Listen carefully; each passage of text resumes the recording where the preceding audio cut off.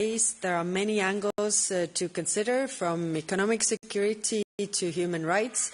And in addition to the interventions of the Presidents Costa, von der Leyen and Metsola, we will also have many external guests to discuss these topics with. And I'm really glad to be here together with you. You represent Europe in the world today, but also what Europe can be in the world tomorrow. And at the time when growing Europe's geopolitical power has never been so important as it is right now, you are truly our greatest asset. So let me thank you for your engagement, dedication and commitment to serving Europe. I hope you find this week encouraging, stimulating, and I look forward to the exchanges that we have over the course of the days. So with this, I declare officially the EU Ambassadors Conference open.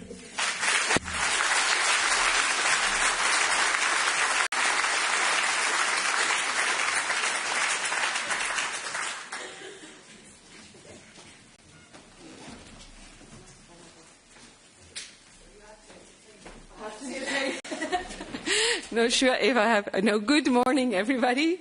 It's a great honor for me to see you all. Thanks a lot, the High Representative, the Kaja, for welcoming everybody.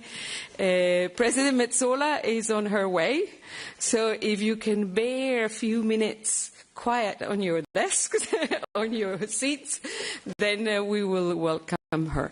And, you will see more of me the rest of the week. I'll be trying to do a bit of the moderator. We know the President Metsola will take a couple of questions. I know a couple of you have already indicated their wish to put their questions. I'm not sure yet if President von der Leyen will be taking questions. I'm in touch with her team because she might be pressed on time. So I will let you know closer to that. And we will keep you informed through the morning. But now, please bear with us, because we need to check if she's here. I think our High Representative was so efficient. That was excellent, excellent, her true to herself. But voila, I'll leave you a few minutes to rest, and then we'll welcome the President.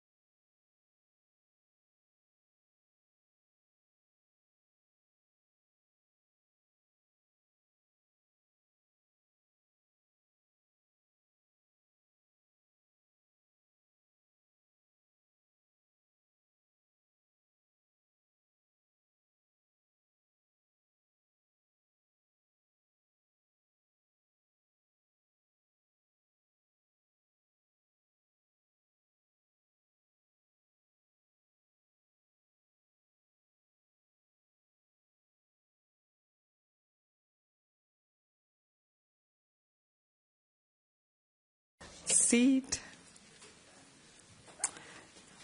Okay. Good morning. Good morning, dear President. So it is my honor to introduce to all of you Madam Metsola, the President of the European Parliament. I think many of you have had the honor of host her during her visits. I guess less than she wished, because the agenda is very busy. But we are very honored that she's here with us as the first keynote speech of the conference. President, the floor is yours.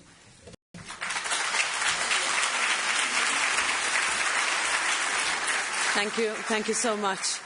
Nice to be here. Nice to start a Strasbourg week in Brussels. Nothing better. So, High Representative, dear Kaja, dear ambassadors, dear colleagues, thank you for giving me a few moments of your time this morning. I would like to start by saying that we should not understate how serious the situation is, how crucial our next steps will be, or how important a role Europe will need to play. Every week, it seems, we are faced with a new geopolitical challenge, and we, as Team Europe, cannot be found wanting. Kaja and I sometimes, meet early in the morning and wonder what this week would bring to us, and how, when we found ourselves in these positions, how important it is that we work together. We are in a new world, a more unpredictable world, a more dangerous world. And for a union that operates very well on predictability and on certainty, the last months have been difficult, to put it mildly. In this new world, we no longer have the luxury of time to take decisions in the way we have always taken them and expect the world to understand. We need to start to see the world as it is, rather than how we wish it to be. Meaning that where decisions need to be taken faster, we need to take them faster. And where a decisive stance or action is required, we need to take it without hesitation.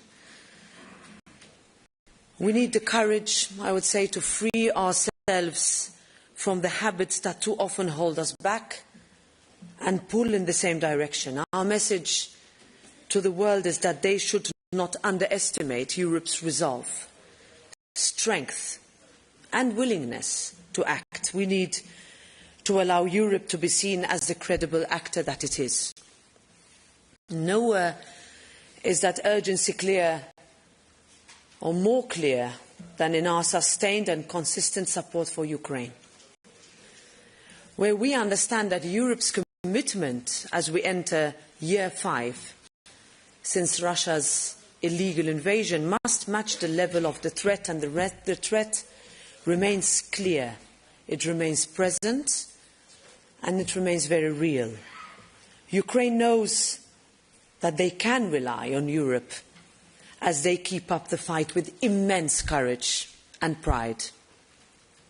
And as we try to find paths to peace, our position remains unchanged. It must be a real peace, with integrity and with dignity, based on the principle that nothing about Ukraine without Ukraine, and certainly nothing about Europe without Europe. But we are only as strong as the next crisis, which is why how we continue to respond, and I will shift now to what is unfolding in Iran, is so important for Europe to get right. The events of the past 9 days have finally cracked open a window of opportunity for change. But they have also exposed how far a desperate regime clinging to the remnants of power is willing to go. Iran's attacks on the Gulf, including in the Strait of Hormuz and the Gulf of Oman, they are condemnable, they are unjustifiable, and they must stop immediately. Just as every member state must know for certain that we will stand together to face down any threat. And in this regard, we must continue to stand with the people of Iran. Their fight for freedom and the ability to choose their own destiny is not political, but existential. And let me point out that rarely do we see unanimity in our chamber But our resolutions on Iranian protests have in the last years always come as close to that as possible.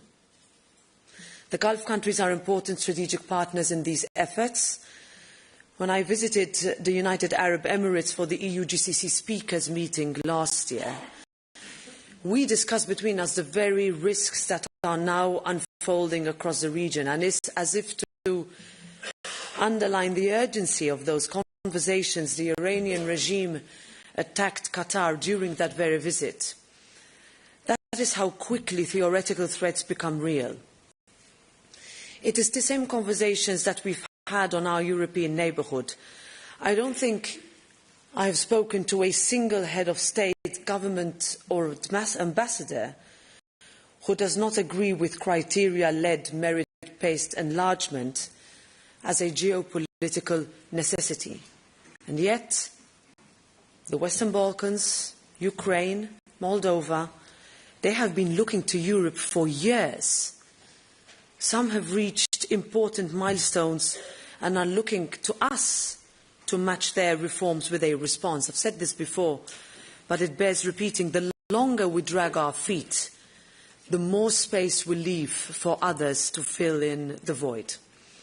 Now, Parliament has a critical role here in building legitimacy for the decisions that we take in all contexts and across the globe. And in this, of course, we cannot begin to have a serious discussion about strengthening our neighbourhood, our immediate neighbourhood, without resetting our relationship with the United Kingdom. I was in London a few weeks ago, and from our meetings with the Prime Minister, Speaker and members of Parliament, I can say that the mood was extremely positive.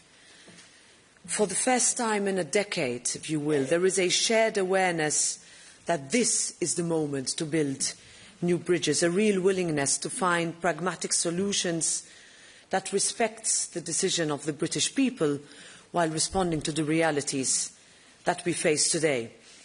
And there is a window of opportunity to find a way forward that may not exist in perpetuity, and we should do well to seize it now. It is also that spirit that needs to guide the new transatlantic relationship. We have our disagreements, sometimes loudly, but the alliance will remain the backbone of our common security and trade. In the words of Thomas Jefferson, every difference of opinion is not a difference of principle. And that, in my view, is what our transatlantic alliance is about. It is why it endures. That is not to say we should be naive or that we should not be open-eyed to today's reality, because we must and we will continue to adapt to the best interests of Europe. Now, when I addressed this conference last year, I said that when you look to the European Parliament, you will find a reliable partner. And that has not changed. And I met a lot of you in run-up to today, and I promised to be candid, and I will continue to be candid in that vein. The next steps are far too important for us to get caught up in institutional divides. I understand that we each have our own channels, but a real Team Europe moves in tandem, not in parallel.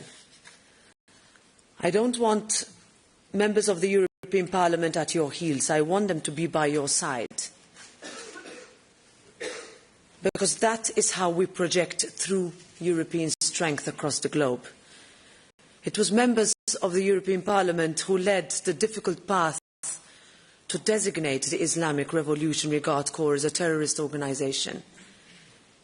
It was members of the European Parliament who championed the idea of Ukraine's EU membership. They have built bridges everywhere with Moldova and the Western Balkans. They're engaged in Latin America and Asia and in Africa. And through our parliamentary networks with 160 national parliaments, our job is to pass messages and our job is to open doors. Trade agreements go through national parliaments, parliaments that we negotiate with and engage with every day. Our capacity building initiatives, democracy support work, inter-religious dialogue efforts and EU election observation missions around the world These earn the European Union and Team Europe, credibility and respect. In international fora like the G7 and the G20, our relationships with lawmakers help move the European agenda forward. And our commitment to parliamentary diplomacy is only getting stronger. It is the reason why we made strategic choices to boost our presence in Washington, in the Western Balkans and in the Eastern Partnership countries, and why we have antennas in Latin America, in Asia, Africa and the United Nations. They are not extra. They are critical, and they need to be seen as such, where ambassadors recognise their value and ability to open doors, because that is where Europe delivers the best. And I've seen it on the ground, how good it can be when we deliver at our best and where we are best regarded. I want to end on a hopeful note. I have no doubt in our collective ability, and here I turn to you, to meet this moment in history of embracing that which only Europe can do across the world, of understanding our power in promoting value-based leadership, in supporting liberty, equality of opportunity, the rule of law, and how when we cooperate we all win, in showing people in accession countries that their hope is not in vain, that our 12 stars mean as much to us as they mean to them. There is a reason why more and more countries wish to join the European Union. There is a reason our enemies have invested so much in undermining our way. There is a reason that people on the streets of Iran look to us. Why elections in the Western Balkans are won and lost on the promise of Europe. People believe in Europe. Europe still means hope.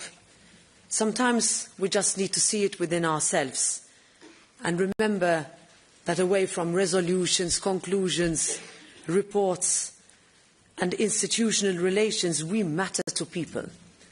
Do not underestimate the importance and the impacts that you all do for people. So thank you for flying our flag around the world.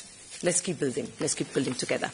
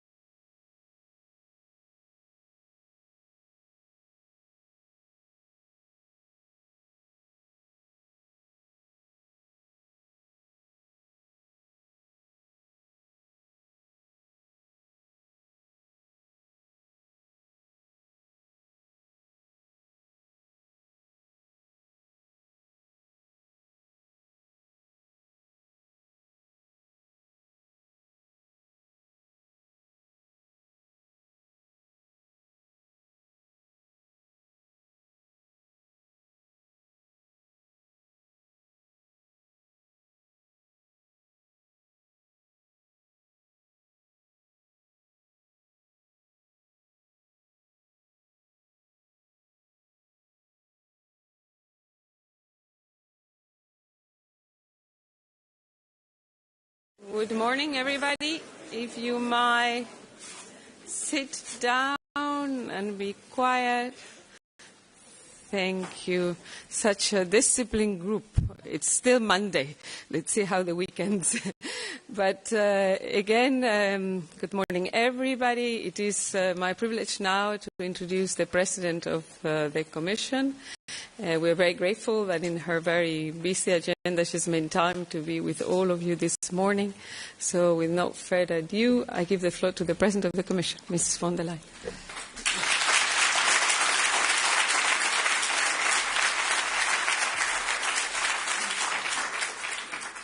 Thank you very much, dear Kaja, dear Secretary General Leyen, ambassadors, ladies and gentlemen. It's such a pleasure to once again see so many of you in this room here. And I would like to start by thanking and paying tribute to all of those who could not be here in person. And I'm thinking in particular of those posted across the Middle East, working around the clock to get European citizens back home, to liaise with our allies and partners in the region, and to keep our own staff and their families safe. So I think from this room we can tell them, you represent the very best of our diplomatic corps and the very best of Europe.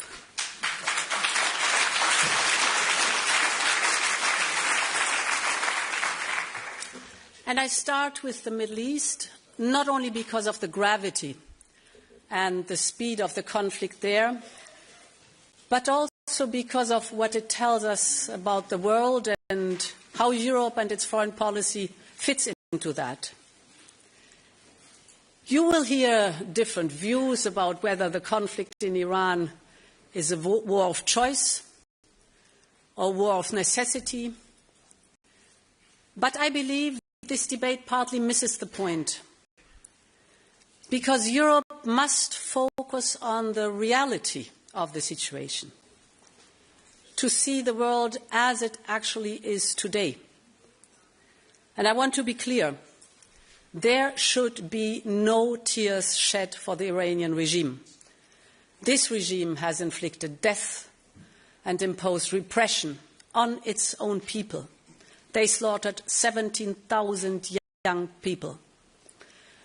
And this regime has caused devastation and destabilization across the region through its proxies armed with missiles and drones.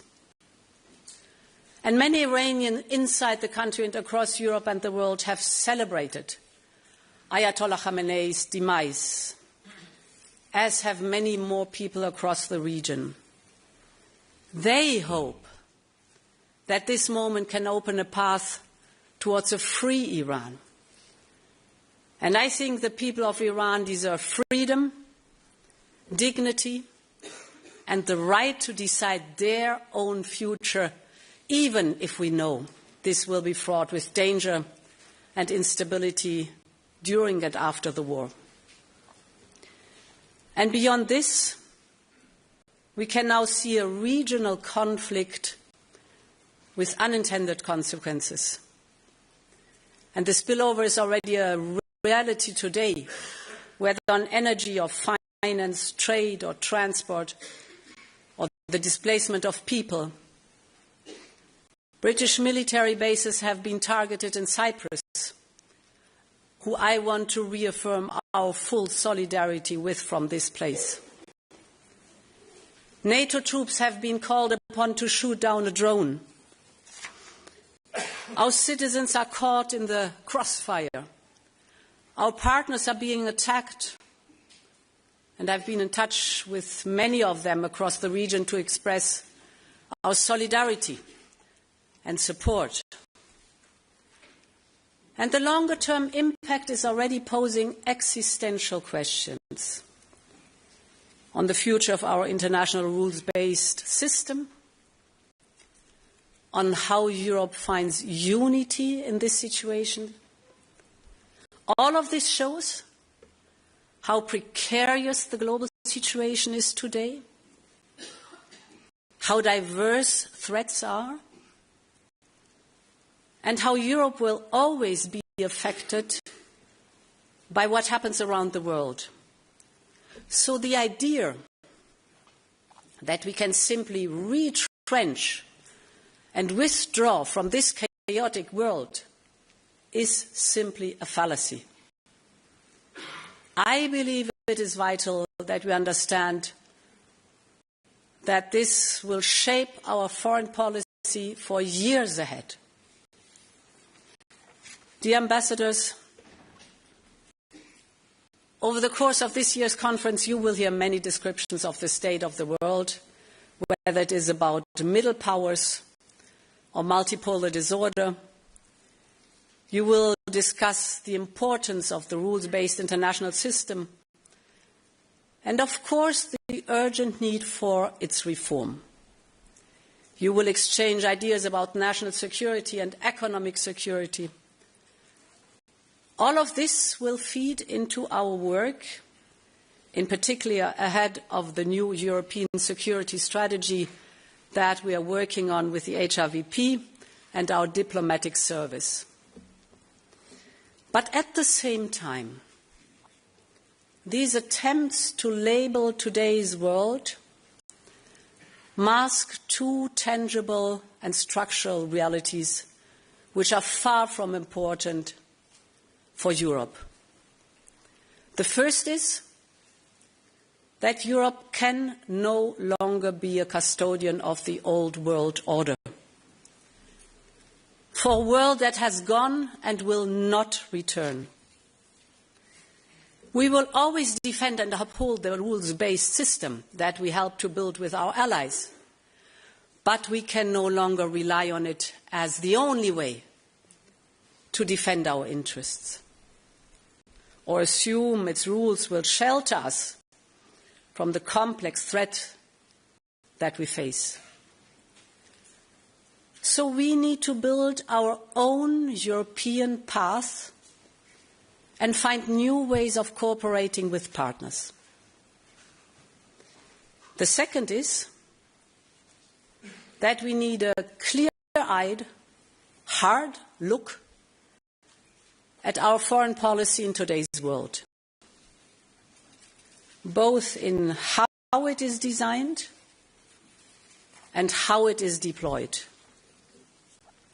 We urgently need to reflect on whether our doctrine, our institutions, and our decision-making, all designed in a post-war world of stability and multilateralism, have kept pace with the speed of change around us.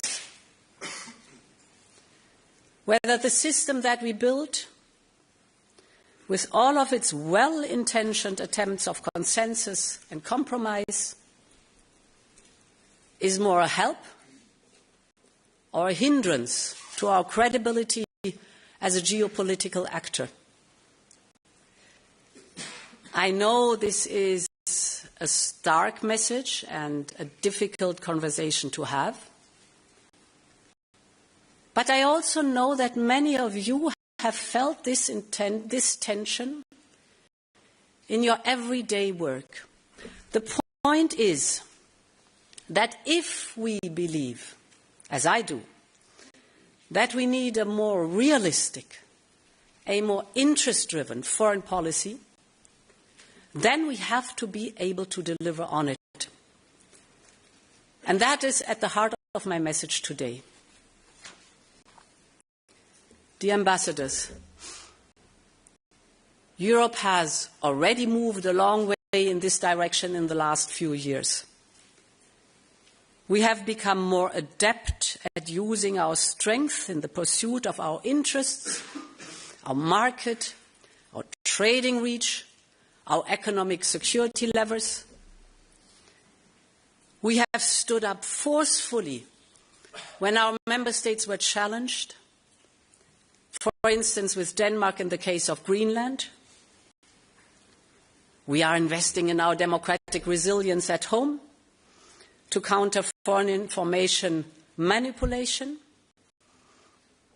And above all, we have started a generational project and that is European independence.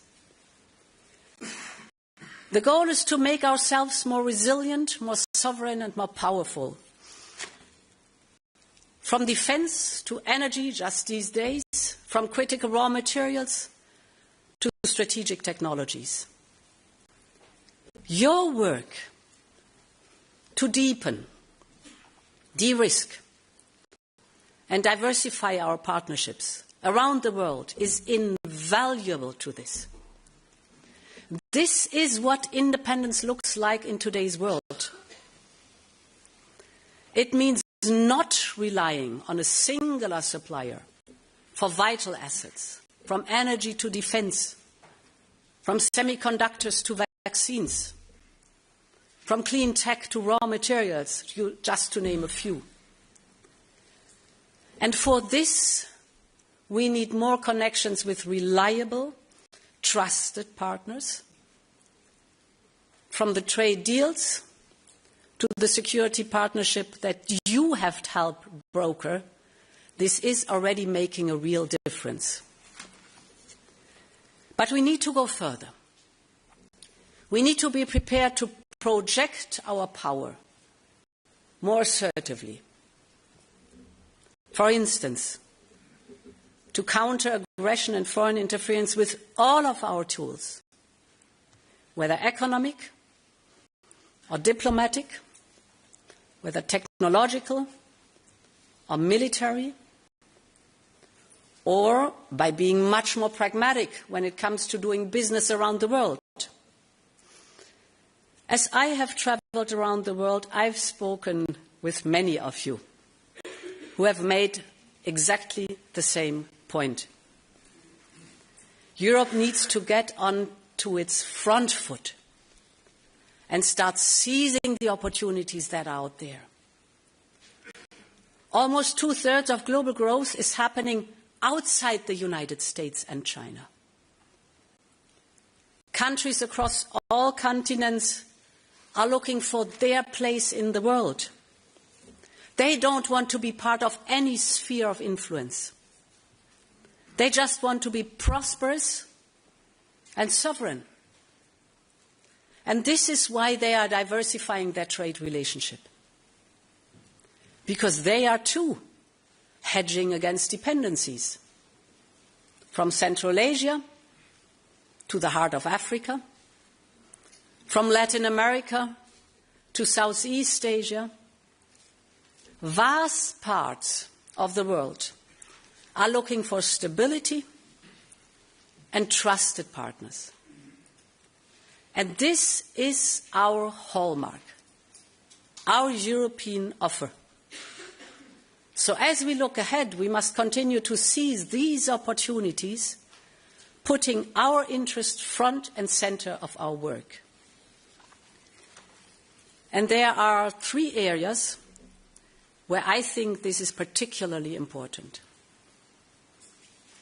My first point is security and defense. Europe has peace at its core. It is at the heart of our treaty and at the center of our history.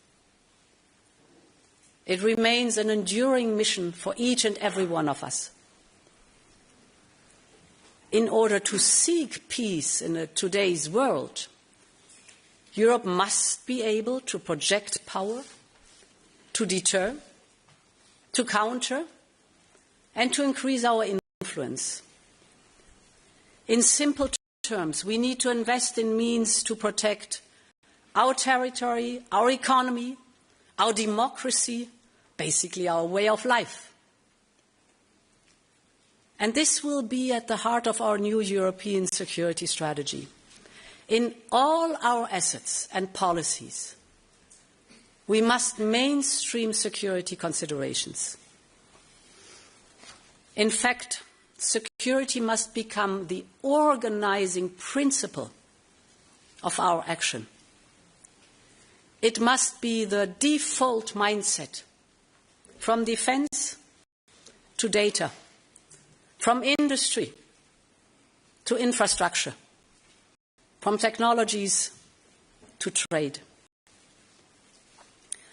And of course, we do not start from scratch. We have done more on defense in the last year than in decades before. As you know, we have started a surge, a massive surge in defense spending, up to 800 billion euros until 2030. And member states are stepping up their investment at record levels. The message is clear. Peace and security in Europe depends upon us. And we are taking full responsibility for it. But standing on our own feet does not mean standing alone. We also want to work with trusted partners around the world. And this is the core idea behind the security and defense partnerships with countries from across the world. We have opened SAFE, our program for joint procurement, to Canada. We are looking into integrating our defense value chains with India. Our work is progressing well with Australia.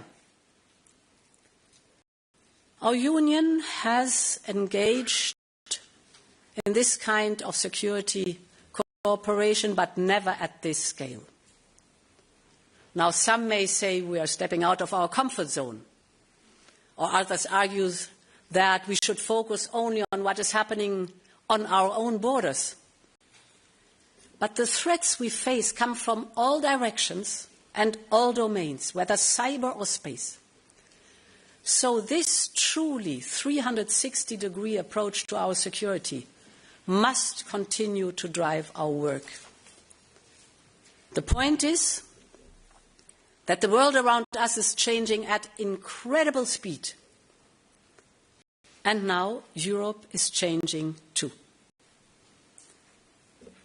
Dear ambassadors, when I talk about security, we must talk about Ukraine, a proud European nation that continues to fight for our freedoms, both as a future member of our union and as Europe's first line of defense. And my message here is very clear. Europe will always stand with Ukraine, no matter what is happening elsewhere. We all want this horror and bloodshed to end. And no one wants more peace than the people of Ukraine. But the war must end in a way that does not sow the seeds for future conflicts. And this is what we continue to work on every day with Ukraine and with our partners, to deliver real long-term security for Ukraine, so that we can secure a full, just and lasting peace. And what Ukraine needs now is, first and foremost, sustained financial support. As you know, this is why we proposed a 90 billion euro loan to finance Ukraine's needs. And you have all seen the challenges we have faced in getting this over the line, even after all 27 leaders have agreed to it. This goes back to the point that I made earlier about whether our system is still able to deliver efficiently. But I can assure you that we will, in this case, deliver on our commitments, because our credibility and, more importantly, our security is at stake. So for us is paramount and crystal clear, we will deliver this 90 billion euro loan. And the same logic applies to enlargement. There's been much debate on how we deliver in a timely manner on its merits-based process. But it is of paramount importance that we get ready by bringing the Western Balkans, Moldova, Ukraine, closer to our union already now. Enlargement is not about ideology. It is a matter of European common interest and security. And we must be ready to deliver as soon as the time comes. Dear Ambassador, the second priority is trade and investment with the world. Because trade is not just economics, it is power. You all know the list of new trade deals we struck because you have contributed to writing it. We started with Mexico, Switzerland, Indonesia, then Mercosur after 25 years of failed attempts. And then the mother of all deals, India. Australia is next. And we haven't finished. The world wants to trade with Europe. Whether it is the Philippines, Thailand, Malaysia, the United Arab Emirates, or 5 countries in Eastern and Southern Africa, our trade network has never expanded so fast. And again, this is not ideology. It is about delivering for European families, European businesses, and European industries. Because open markets and reliable value chains make our economy stronger. And a stronger economy at home makes us stronger in the world. For instance, we are diversifying our value chains for chips and clean tech in countries like India. We are diversifying our supply of critical raw materials from Latin America, Australia, and more. Our network of agreements currently includes almost 50% of global GDP. And more than half of Europe's trade is within our own network of deals.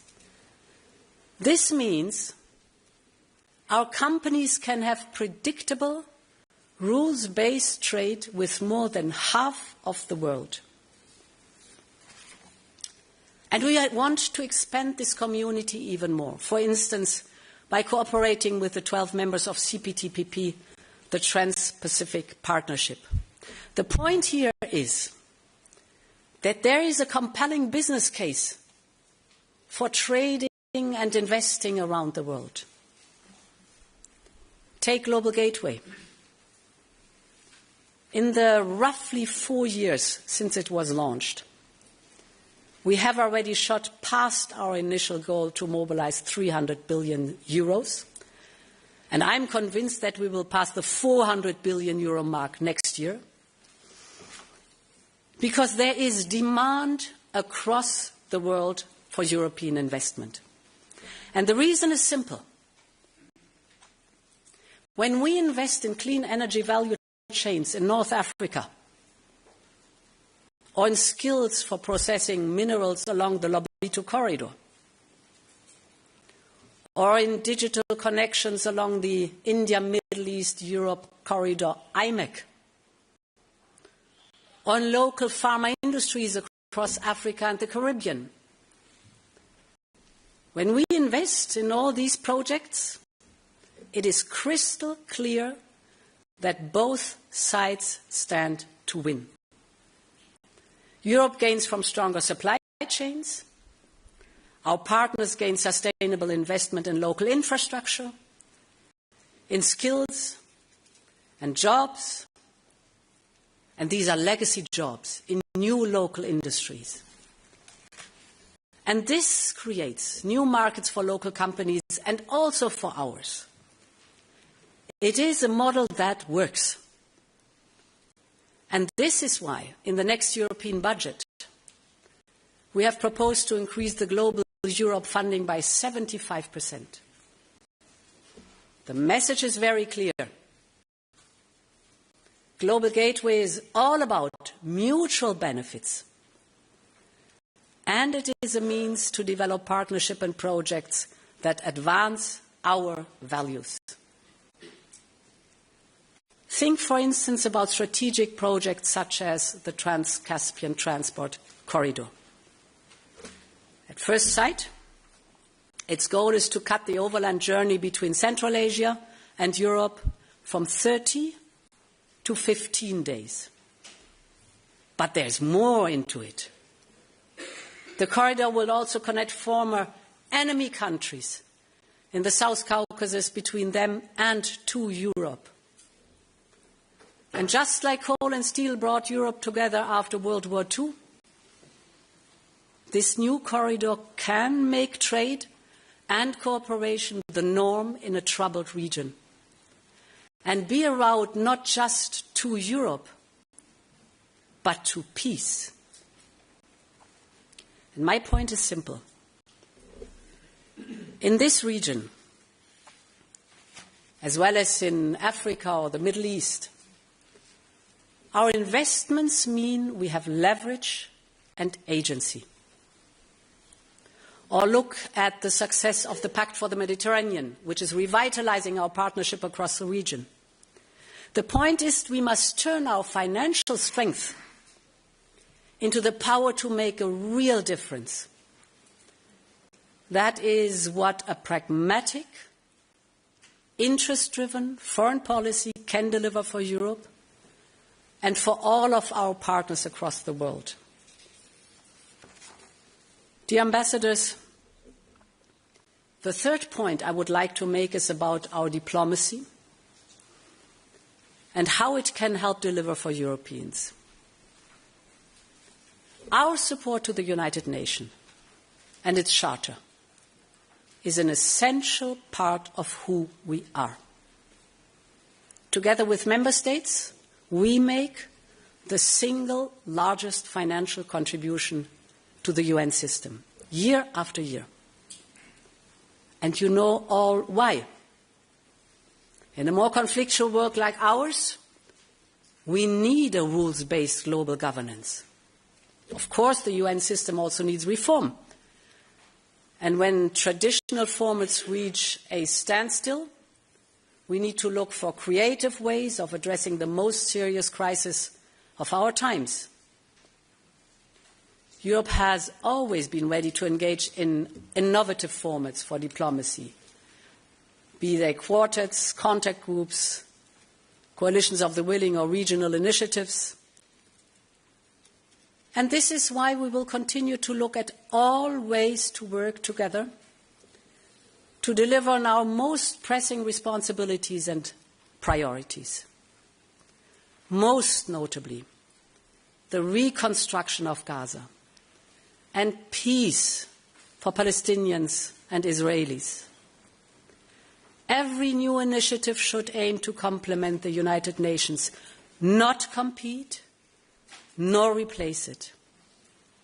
We have made this very clear from the outset. And this only makes our engagement more important.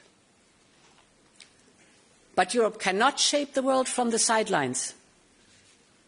We must engage to make our voice heard, protect our interests, and most importantly, to always bring our values to the table.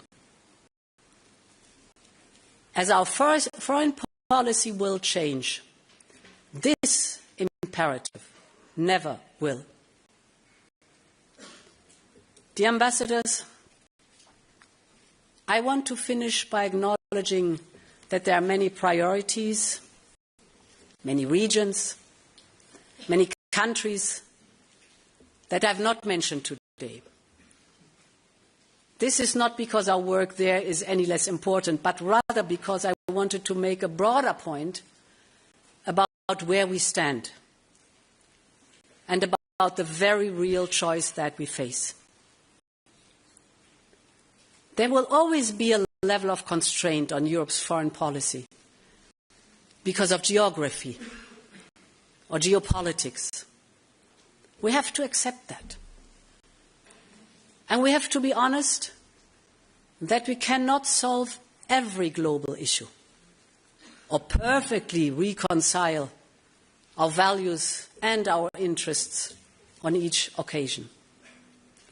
But what we can control is what guides our foreign policy and how we choose to conduct it. As I said here last year, I believe that we need to be much more assertive in pursuing our interests. This is what will help us seize the opportunities that you see in front of you every single day.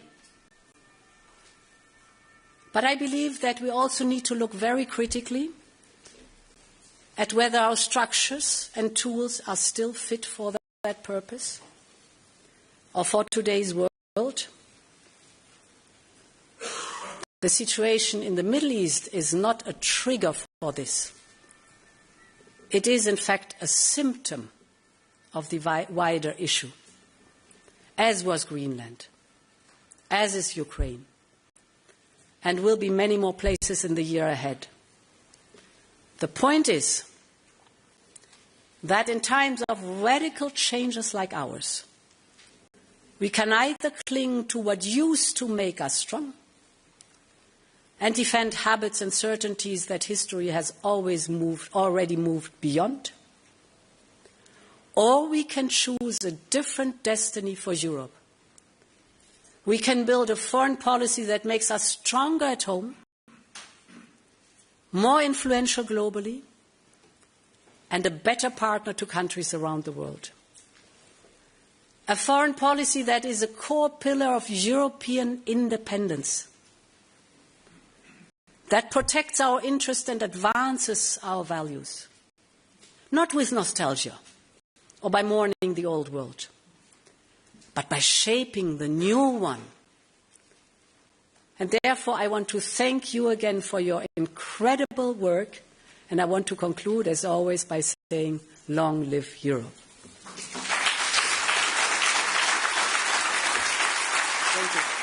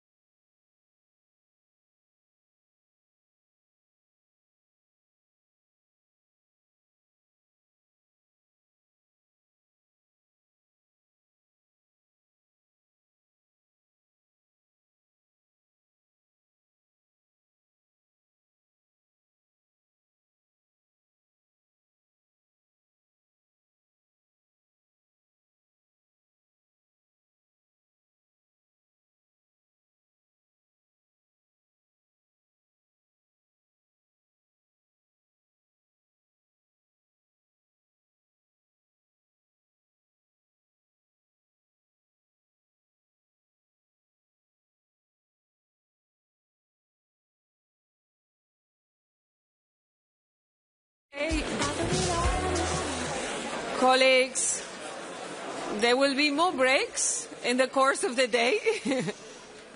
So I'm sure you will find a lot of opportunities to talk.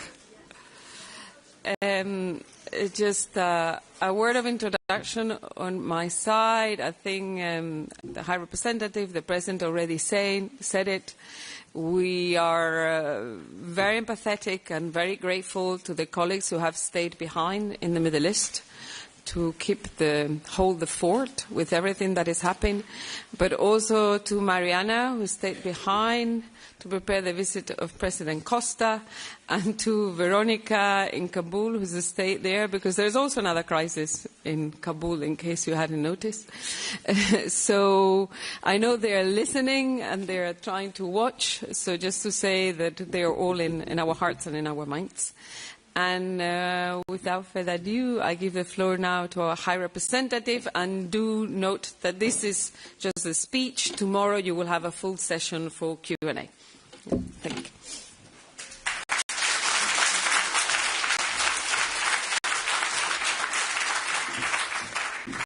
Dear ambassadors, it's really today day full of breaks, of course, right now, but I think it's good to mingle, to see everybody that we haven't seen each other for quite some time. We have been together for 1 year, and what a year it has been. The mandate started out promising unpredictability, but against all intuition, things are starting to feel more predictable. If only because we have become used to the feeling that Earth is shifting beyond our feet. This morning, you have already heard from the two presidents, with the third weighing in tomorrow. We all agree that the last months, and especially the last days, have enabled us to make out the contours of change quite clearly. Today's two preeminent global crises in the Middle East and in Russia's war aggression against Ukraine are directly related because they share a foundation, the erosion of international law. This escalated when Russia, a permanent member of the UN Security Council, invaded its neighbor with impunity. That did not go unnoticed. Instead, it sent a signal around the world that there is no more accountability for one's actions. The rule book has been thrown out of the window. Without restoring international law, together with accountability, we are doomed to see repeated violations of the law, disruption and chaos. We see this in the Middle East as we speak. There's also no end in sight for Russia's full-scale aggression in Ukraine. China has been preparing the ground for decades to reimagine the world in its own image. Conflicts in Africa, like in Sudan and DRC, show no sign of abating. And there is a fundamental reorientation across the Atlantic.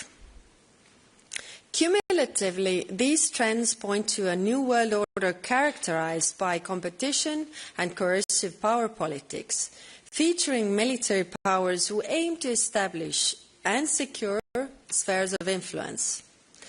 We can already see the weakening of existing international norms, institutions and rules that we have built over 80 years. How we respond to this moment says less about the new dispensation than it does about us. Our degree of success depends on two things. That first, we deliver under our priorities, and that we rally international support. And this is where you come in. Starting with priorities, there are three, and there is much to be proud of in terms of achievements. First, Europe's defence, including our military, financial and political support to Ukraine. The reason is obvious. This is an existential question for us. To date, the EU is Ukraine's #1 supporter with €195 billion since 2022. And this does not include the 90 billion loan support in the works.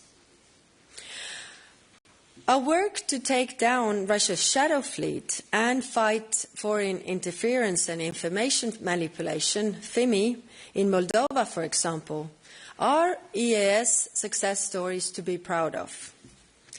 The war has compelled us to turn our attention to the protection of Europe, with some 40% of our CSDP staff and budget dedicated to our own continent. Thanks to our CSDP missions, both civilian and military, the EU is now the largest international presence on the ground in Ukraine. As for the aggressor, it is clear that Russia is not winning. Its army is bogged down and its economy in steep decline. Demographically, Russia is imploding. Indeed, the greatest threat Russia presents right now is that it gains more at the negotiation table and by cognitive warfare than it has achieved on the battlefield. And that is why, just as important as having a seat at the table, is knowing what to ask for when you are at the table. Russia's maximalist demands cannot be met with minimalist response. It's just common sense. If Ukraine's military is to be limited in size, Russia should be too. Where Russia has caused damage to Ukraine, Russia should pay. No amnesty for war crimes or crimes crimes of aggression, and return of the deported Ukrainian children. And this is under assumption that Russia wants peace. But the dark reality is that there are zero indications Russia wants to end the war. Saturday's massive strikes on Ukraine, which again killed many civilians, make this abundantly clear. On the contrary, everything we see points to the conclusion that Russia wants to expand the war. So we are also rearming to strengthen Europe's ability to defend itself. We do this bilaterally, but also together with our friends across the town over at NATO, by developing a stronger European pillar in the alliance. Deterring war is cheaper than fighting it. And for this reason, I'm also working together with the Member States and President von der Leyen on a new comprehensive approach to address all dimensions of European security, from economy to preparedness, from technological autonomy to defence-related issues. The second priority is the stability of our neighbourhood. Enlargement has been described as the Union's most successful foreign policy, extending the area of stability, peace and prosperity. It must remain merit-based. But in the current context, we need to step up the pace. Enlargement is a geopolitical choice. And it seems that our citizens understand this. We see from Eurobarometer data that more citizens support enlargement than worry about uncontrolled migration, for example. But it is up to us to keep telling the enlargement story. Enlargement is the antidote to Russian imperialism and a sign that the most ambitious multilateral project in history, the European Union, is here to stay. In our southern neighbourhood, there is just as much demand for Europe. What happens in the Middle East and Northern Africa, MENA, does not stay in MENA. There is a very public expectation that Europe is proactive here. As of 10 days ago, we are in a totally new situation in the Middle East. Another war brings uncertainty and chaos. Iran is responsible for decades of violence, and the fewer options Iran has to terrorize the region, the better. Iran's military capabilities are limited, and the regime is weaker than it ever has been before. But there is no clear trajectory how this war will end. Reports that Moscow and Tehran are working together to target US troops should come as no surprise. Ukraine, on the other hand, is offering help to defend our partners in the Gulf. That alone should tell you who your friends are. The EU is also taking action. We have activated our civil protection mechanism. Just this morning, 2 flights from fully financed by EU evacuated citizens from the region. We are providing consular assistance. Our naval operations, Aspides and Atalanta, have provided protection to the ships in the region. And in response to the need for drone interceptors, we are preparing a new initiative to become a matchmaker between Ukraine's industrial outputs and the military needs of the countries in the Middle East. And this is what we call solidarity in action. The Middle East stands to lose greatly from any drawn-out war. So do we in Europe, and so does the world. And that is why the European Union continues to call on all involved to exercise maximum restraint, protect civilians, and defend and respect international law. What we do know for certain is that peace is our clear priority. In Gaza, for example, thanks partly to our civilian missions, the EU is ready to provide practical help. Our third priority is partnering for ensuring Europe's economic growth. Economic strength is the basis for strong foreign policy. And this is what will always set us apart from the others. We have friends and we stick by them. We have just vastly expanded our free trade area in the world by virtue of agreements Mercosur and India, taking in close 2 billion consumers. 76 countries around the world are already covered by EU trade agreements, with upcoming deals for Mexico, soon hopefully for Australia and others. And partnerships are especially important today for Europe's endurance as a global force of good. And the more we can rally others behind working collectively to address collective challenges, the greater chance we have to overcome the forces seeking to bend the world at their will. Our offer to our partners is far broader today than it has ever been before. In the security sphere, we have a long-standing strategic partnership with NATO. But we also have bilateral agreements, including 9 security and defence partnerships with countries in Europe, Asia and North America. And later this week, I will sign the 10th with Australia and subsequent ones with Iceland and Ghana in the coming days. And there are many interested countries knocking at our door. A growing number of countries around the globe are seeking to diversify their partnerships to manage the heightened risk. Like us, they seek stability and collective action to address collective challenges. And like us, they have learned that dependencies make us weak and give undue leverage to those who seek to carve the world into spheres of influence.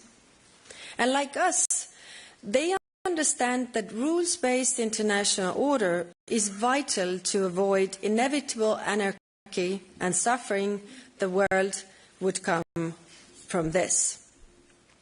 Dear colleagues, while the international demands are clear and the European response is understood, the very act of defining priorities implies that in some areas, functions and duties that we have worked in the past are less critical today. We are facing challenges unprecedented in the history of the European Union. This means we need to streamline our presence in the field toward greater relevance and to put our resources where they are most needed. We will be present, but in some places with a lighter footprint. This modernization of our EU delegations network will go into effect with this year's rotation. The same goes for headquarters. As an organization, we must become more agile, more flexible how we deploy staff, while being fully aware of the budgetary constraints. But what I do want you to do is circle it back to you. Because when everything boils down, you are still the greatest resource Europe has in the world today. You are essential for Europe to achieve its priorities and grow its geopolitical reach. So I want you to know how much I appreciate your work. The EU ambassadors heading our delegations, you are on the front line. You see the macro challenges I spoke of at a country level under a microscope in our relations with partners. Many of you operate in fragile environments, and some in the context of open conflict. You see firsthand how dangerous the world is becoming, and you deal with it on the spot. Like you, I take my duty of care very seriously.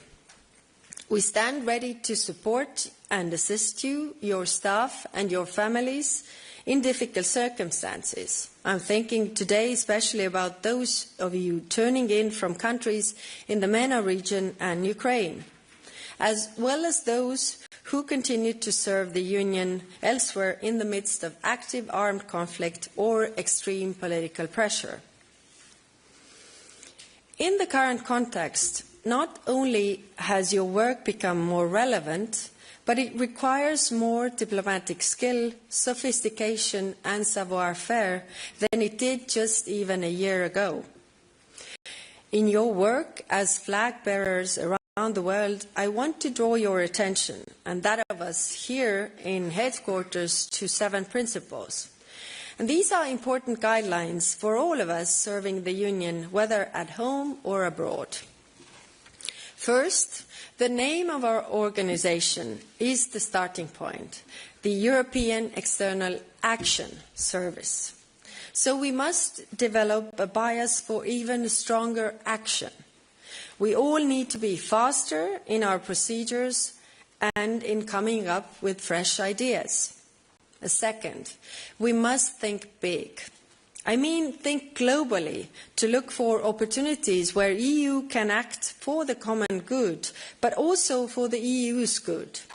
For instance, by the time my mandate ends, there will be 400 million more digitally savvy young people in Africa, all looking to engage. How can we harness this energy for win-win? Many of you already think big and can serve as an example to others. Third, we must occupy the space diplomatically. Build coalitions with friends, but also not so like-minded partners. Get out of our comfort zones. Listen to the concerns of others. This is currency for their taking our concerns into account. An example from Latin America. If we want others to hear our concerns on Ukraine, we need to acknowledge the regional concerns Haiti represents. This allows us then to reach out to countries when in need in their help in New York, Geneva, Vienna or Nairobi. We have to always nurture those relationships on a day-to-day basis. Fourth, we would all benefit from working more closely with colleagues. The one delegation approach is part of how best to use all the EU resources we are stewards of. So if you are posted to a country with other institutional members of the EU family, like ECHO colleagues or the EIB, embrace them as part of the team. But I also mean your colleagues within the region. Meet up with regional gatherings, draft joint reports, take long collective view, come up with joint prospects and proposals. I know this is well-entrenched best practice among colleagues working in Europe and Central Asia. And fifth, we need to communicate with verve, with style, in a way that touches the hearts of your host country nationals and officials alike. Use our considerable soft power and tell the European story. What the EU does for the country. Involve the member states whenever possible. Many of you already do this, and very well, I might add. I know of the issue of the communications budget, and I'm confident that progress has been made. We must promote what we do. 6. Let's not forget the strands of our DNA, made up of human rights and international law. You are not only our ears and eyes in the field, but also our hearts. We need to speak out with confidence in support of our principles, but with understanding, humility, and also an offer of support. And I don't only mean the colleagues working in multilateral missions, but everyone around the globe. 7th, and finally, a special message for those of you serving in countries with the CSDP mission or operation. It is personally important to me that our CSDP and delegations colleagues continue to work hand in hand. Your functions differ, but the aim is the same, to put our best foot forward for the country, but also for the European Union. Dear colleagues, the first year is behind us, and the coming year promised to be no easier. There is a series of national elections coming up in many of our member states. The outcome of some of these might have an effect on our room of maneuver in external action. We would be wise to keep this link in mind. In addition, the next weeks will indicate where we are headed in the Middle East as well as Ukraine, to say nothing of the upcoming midterm elections in the United States. And then there are talks of our own multi-annual financial framework, where I hope we will keep the ambition for global Europe as it directly serves the European interests. But the growing list of challenges simply means that for maximum endurance we need to stay nimble. As the saying goes, when the going gets tough, the tough get going. And I have complete faith in you to do this. Thank you.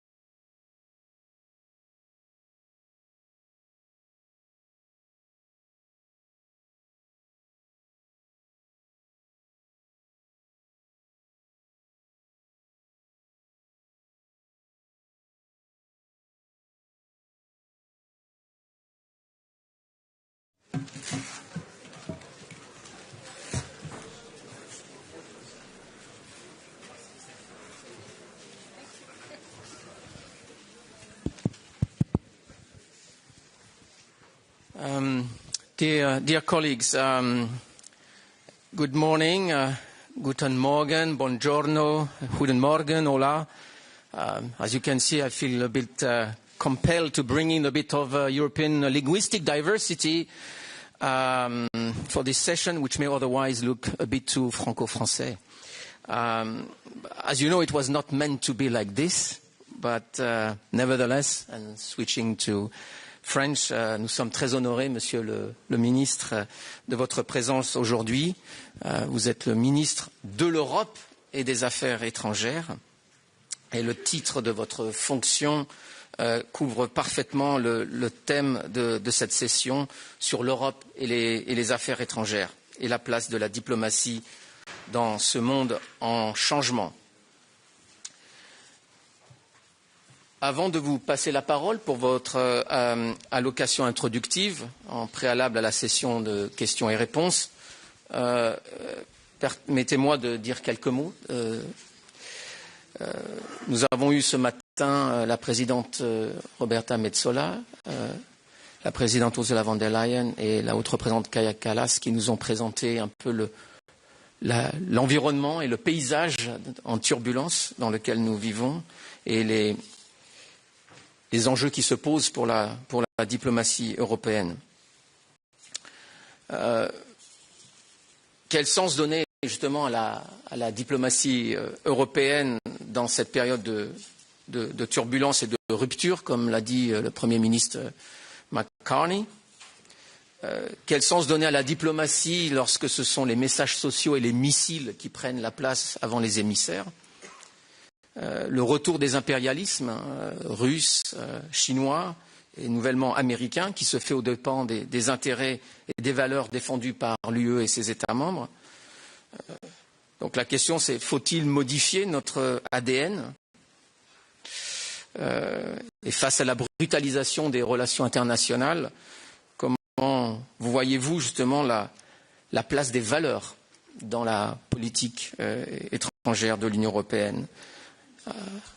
Au dialogue de Resina, qui s'est passé la semaine dernière, le président finlandais Alexander Stubb a parlé de la nécessité d'un value-based pragmatism, et qui fait écho à la stratégie globale de 2016 qui parlait de principled pragmatism. La question aussi, faut-il on vient d'avoir un European Industrial Accelerator Act. La question, est-ce qu'il nous faudrait un EU Diplomatic Accelerator Act? Donc ce sont des questions que vous êtes certainement invités à adresser et à couvrir dans votre discours. Mais laissez-moi peut-être, avant de vous passer la parole, dire quelques mots sur vous, car votre biographie épouse étonnamment bien les enjeux de notre temps. Vous êtes économiste de formation, diplômé de HEC et de Sciences Po. Et comme disait un président américain, it's the economy is stupid. Vous avez été professeur à HEC. Votre expérience inclut une solide expérience américaine. Donc vous avez été un observateur privilégié du continent américain. Vous avez été professeur au MIT et aussi lauréat du programme Young Leaders de la French American Foundation. Donc vous serez certainement interrogé sur les États-Unis et leur trajectoire. Vous avez été également député pour le parti Le Modem des Yvelines à l'Assemblée nationale. Vous avez été vice-président de la Commission des finances. Donc vous connaissez aussi la problématique des moyens qui s'impose également au niveau européen, puisque nous sommes dans la négociation sur le cadre financier pluriannuel de l'UE. Et vous avez été également ministre délégué au numérique. Et donc vous avez certainement un regard informé sur les bouleversements des technologies de rupture. Donc votre parcours de vie, votre biographie vous place vraiment au cœur de tous ces sujets qui sont pertinents pour pour l'Union européenne et son action. Et sans vouloir tarder, je voudrais vous inviter à partager vos remarques introductives avant une question-réponse avec nos collègues. Merci beaucoup.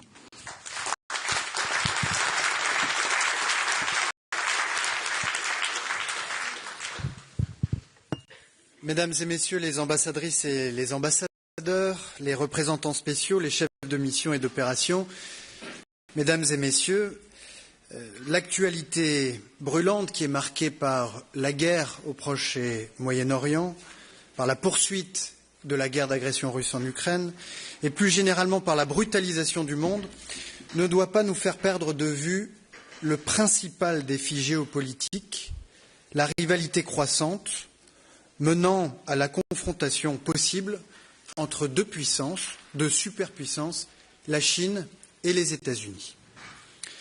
Soyons lucides, la force n'a jamais disparu des relations internationales.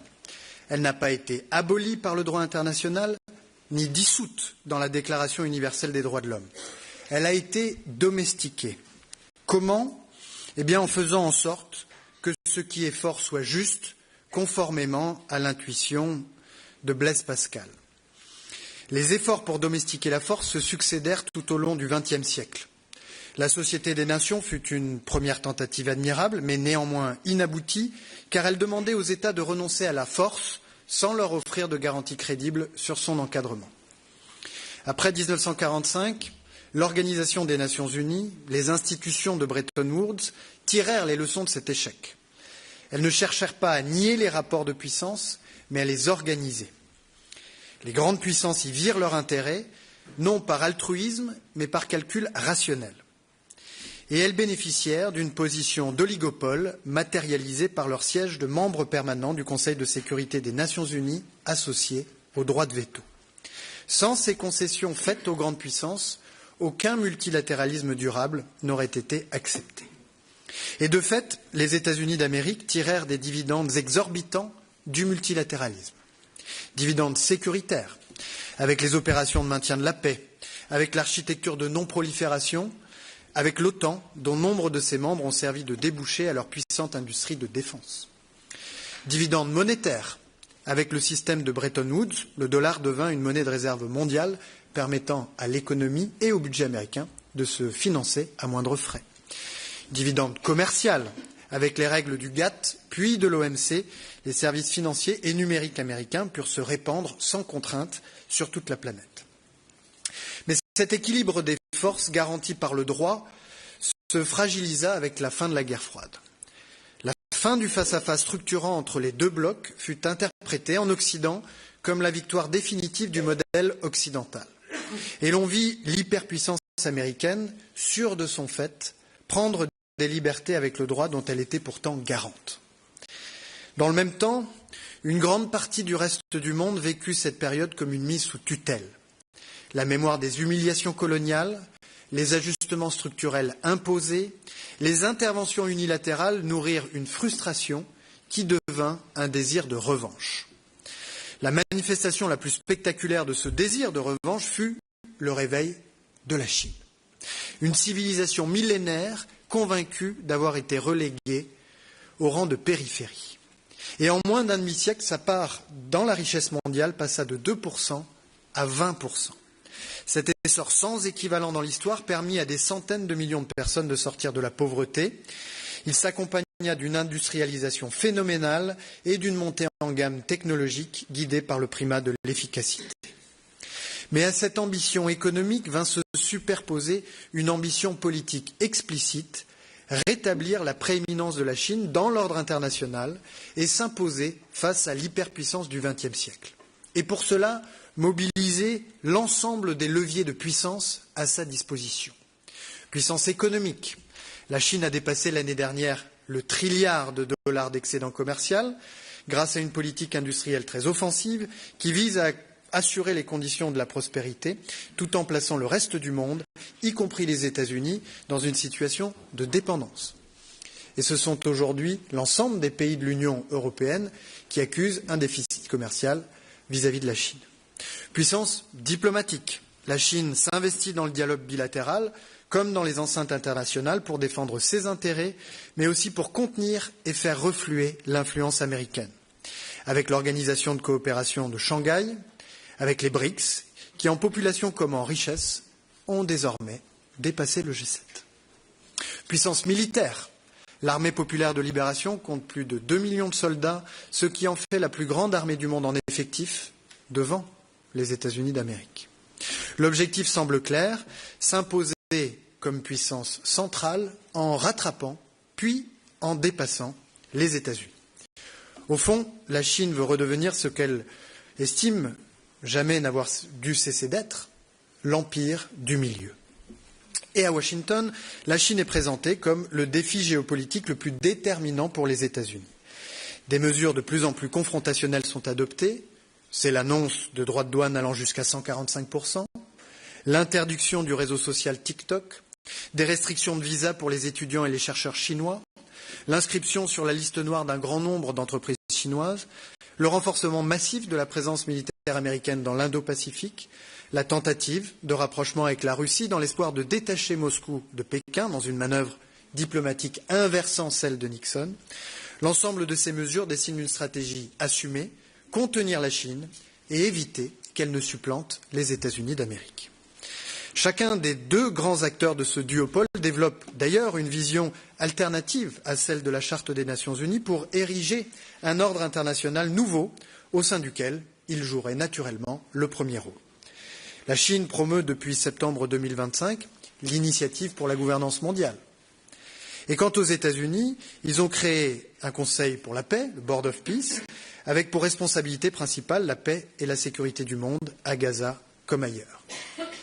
Tout semble donc se passer comme si un choc majeur entre la Chine et les États-Unis était à terme inéluctable, avec des conséquences très lourdes pour le reste du monde et donc pour nous-mêmes. Au mieux, le monde pourrait glisser vers un partage en sphères d'influence, un duopole sino-américain imposant ses règles, ses normes et ses dépendances dans deux hémisphères différents.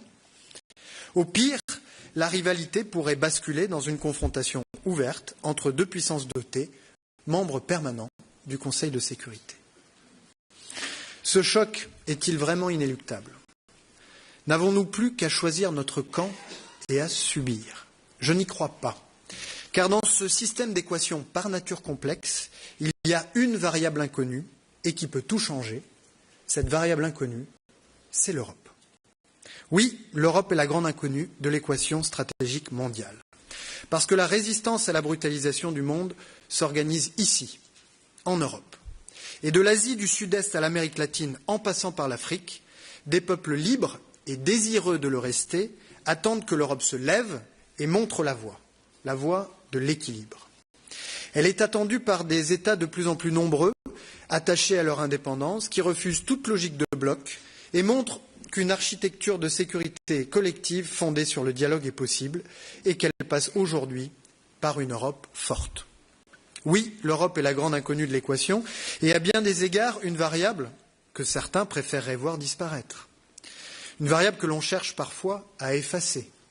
Côté chinois, les autorités cherchent à effacer l'Europe en cultivant par priorité des relations bilatérales avec les pays européens et en faisant l'impasse sur les institutions de l'Union autant que de possible.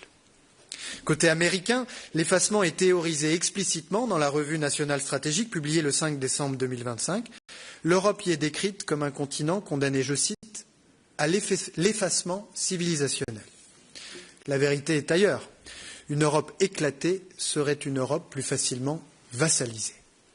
Non, l'Europe n'est pas au bord de l'effacement civilisationnel. La civilisation européenne est ineffaçable. C'est une civilisation de l'esprit. L'Europe est cette forge de l'idée, selon l'expression de Stefan Zweig, où furent frappées, à partir du sang et de l'esprit de nations latines, germaniques, anglo-saxonnes et slaves, certaines des plus grandes pensées du monde. Des idées qui changèrent le cours de l'histoire. Et s'il est vrai que l'Europe a donné au monde le pire et le meilleur, c'est précisément ce qui la rend aujourd'hui adulte. L'esprit européen est un esprit de résistance contre tous les totalitarismes. C'est l'esprit des républicains espagnols, c'est l'esprit de résistance contre le joug soviétique, une civilisation de l'esprit esprit qui apporta tant au monde et qui mit fin à des décennies de guerre fratricide en donnant naissance à l'une des constructions politiques les plus abouties de l'histoire, l'Union européenne, qui naquit le 9 mai 1950, assurant à l'Europe 8 décennies de paix et de prospérité. 10 pays, peut-être même 11 ou 12 ou 13, sont aujourd'hui candidats pour rejoindre l'Union européenne. Quelle autre organisation politique dans le monde peut en dire autant?